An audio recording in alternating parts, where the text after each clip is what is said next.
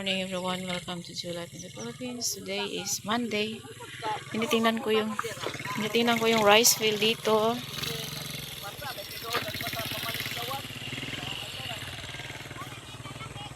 Baintiuno man ron sir, ang pasi. So galing doon hanggang dito. Nagkagulo na sila.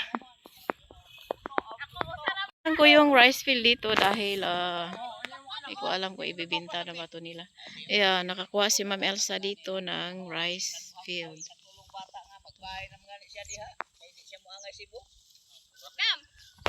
Laon sa man madam? Pwede na na ibaligya ng aho. Basta joke. Oh, good. Pwede, good. Decision. Wala ninyo po. Kini, pabor yun ninyo. At saka kuan kung gamay ang ulan, mapundo ang tubig ya, di ba? Pundo kayo. Di magpuan. Napagani mga. Lagi. So, sir, di ba sir, imuha man to dito? Kana diha? Wow. Oo.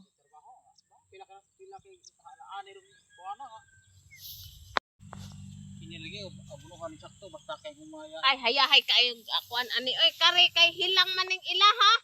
Grabe. Di, kuan man na, gisa di? Gisabog. Lagi. Ayo.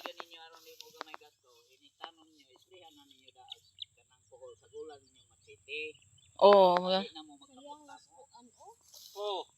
Di man pud mo, di man isagbuton po diri ah. oh, so kasama pa pala to kay Ma'am Elsa. Ano? Oy, sir. Nitawag mo sa kuha, sir. Ganay kayong bahin mo sa obay naginuto. So yun. So dito malapit lang sa highway.